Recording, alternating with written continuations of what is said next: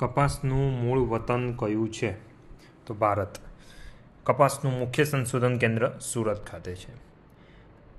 દેશમાં કપાસનું સૌથી વધુ ઉત્પાદન કયા રાજ્યમાં થાય? તો ગુજરાત. ગુજરાતમાં કપાસનું સૌથી વધુ ઉત્પાદન કયા જિલ્લામાં થાય? સુરેન્દ્રનગર. ગુજરાતમાં કપાસનું સૌથી વધુ વાવેતર કયા જિલ્લામાં થાય? ભરૂચ. દુનિયાની કાપડની જરૂરિયાતનો કેટલા ટકા ભાગ કપાસમાંથી મળે? 30%. કપાસના પાકને કેવું હવામાન અનુકૂળ આવે? તો ગરમ અને ભેજવાળું. કપાસના પાકને હેક્ટરે કેટલા કિલોગ્રામ બીજની જરૂર પડે? તો 10 થી 12 કિલોગ્રામ. કપાસના પાકને કઈ જમીન વધુ અનુકૂળ હોય? તો કાળી જમીન. ત્યારબાદ કપાસમાં કઈ ઈયળનો સૌથી વધારે ઉપદ્રવ જોવા મળે? તો જનરલી ગુલાબી ઈયળ, લીલી ઈયળ, કાબરી ઈયળ, આ બધી ઈયળનો ઉપદ્રવ વધારે જોવા મળે. કપાસનો પાક કેટલા દિવસે તૈયાર થાય? 170 થી 200 દિવસે. કપાસના પાકનું હેક્ટરે કેટલા કિલોગ્રામ ઉત્પાદન મળે? 2500 થી 4000. શેરડીનું મૂળ વતન કયું છે? તો આફ્રિકા. શેરડી જે છે એનું મૂળ વતન જે છે એ આફ્રિકા છે. શેરડીનું મુખ્ય સંશોધન કેન્દ્ર નવસારી ખાતે છે. ભારતમાં કયું રાજ્ય શેરડીના વાવેતરમાં અને ઉત્પાદનમાં પ્રથમ નંબર આવે? મોસ્ટ આઈએમપી પ્રશ્ન. ઉત્તર પ્રદેશ. ભારતમાં શેરડીના વાવેતરમાં અને ઉત્પાદનમાં પ્રથમ સ્થાન ધરાવે તેવું રાજ્ય એટલે ઉત્તર પ્રદેશ. ગુજરાત શેરડીના પાક હેઠળ વિસ્તારની દ્રષ્ટિએ દેશમાં કેટલામું સ્થાન ધરાવે? તો 13મું.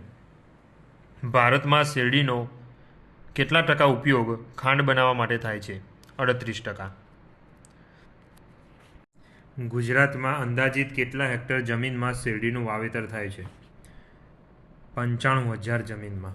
95000 હેક્ટર જમીનમાં શેરડીનું વાવેતર થાય. શેરડીનો રસ કાઢી તેને હેન્ડ રિફ્રેક્ટોમીટરમાં જોતા કેટલાથી વધુ આંક બતાવે તો શેરડી પરિપક્વ ગણાય? તો 18 થી વધારે જો એનો હેન્ડ રિફ્રેક્ટોમીટરની અંદર આંક આવે તો એ પરિપક્વ ગણાય. TSS વેલ્યુ કહેવાય. બરાબર. શેરડીની રોપણી માટે હેક્ટરે કેટલા કટકાની જરૂર પડે?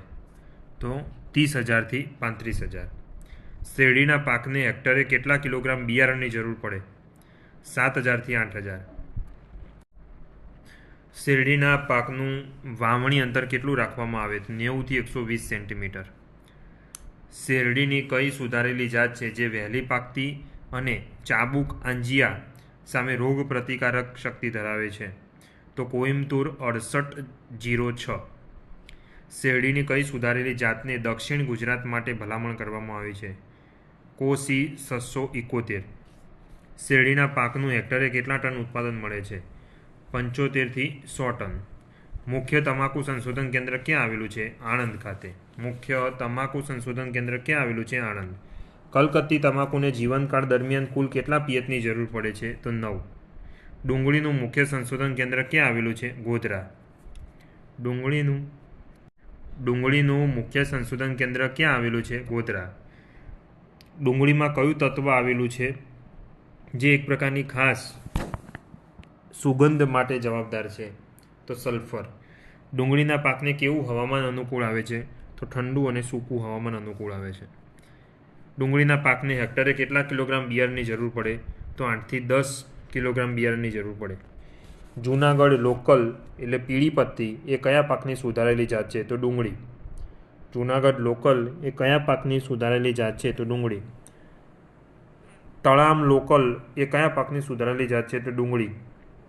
ડુંગળીનો પાક કેટલા દિવસે તૈયાર થાય? 130 થી 150 દિવસે તૈયાર થાય. લસણનું મુખ્ય સંશોધન કેન્દ્ર ક્યાં આવેલું છે? ગોધરા ખાતે. બટાટાનું મુખ્ય સંશોધન કેન્દ્ર ક્યાં આવેલું છે? ડીસા ખાતે. જેનું મૂળ વતન ક્યાં આવેલું છે? દક્ષિણ અમેરિકા. વિશ્વમાં સૌથી વધુ બટાકાનું ઉત્પાદન કયા દેશમાં થાય? રશિયા. ગુજરાતમાં બટાટાનું સૌથી વધુ ઉત્પાદન કયા જિલ્લામાં થાય? બનાસકાંઠા. બટાટાના પાકને કેવું હવામાન અનુકૂળ આવે? તો ઠંડુ અને સૂકું. બટાટાના પાકને હેક્ટરે કેટલા કિલોગ્રામ બિયારણની જરૂર પડે? 2500 થી 3000. કુફરી બાદશાહ એ કયા પાકની સુધારેલી જાત છે? બટાટા. કુફરી જવાર એ કયા પાકની સુધારેલી જાત છે? બટાટા. બટાટાનો પાક કેટલા દિવસે તૈયાર થાય છે? 90 થી 105 દિવસે તૈયાર થાય. બટાટાના પાકને હેક્ટરે કેટલા ટન ઉત્પાદન મળે છે? 30 થી 35 ટન ઉત્પાદન હેક્ટરે બટાકાને મળે. ધાણાના પાકનું મુખ્ય સંશોધન કેન્દ્ર ક્યાં આવેલું છે? જગુદણ.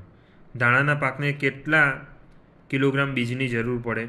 હેક્ટર દીઠ જમીનમાં કેટલું સીડ રેટ જોઈએ? તો 20 કિલો. જીરુની કઈ જાત સુકારા સામે પ્રતિકારક શક્તિ ધરાવતી હોય છે? તો ગુજરાત જીરું 4 નંબર. કયો રોગ જીરુના પાકમાં જોવા મળે છે? તો સુકારો, ભૂકીછારો અને ચરબીનો રોગ જોવા મળે. જીરાના પાકને કેટલા દિવસે તૈયાર થાય? જીરું 100 થી 110 દિવસે. જીરાનું હેક્ટરે કેટલા કિલોગ્રામ ઉત્પાદન હોય? તો 700 થી 800 કિલોગ્રામ. મેથીનું મૂળ વતન આફ્રિકા છે. મેથીના પાકને હેક્ટરે કેટલા કિલોગ્રામ બિયારણની જરૂર પડે? તો 15 કિલોગ્રામ.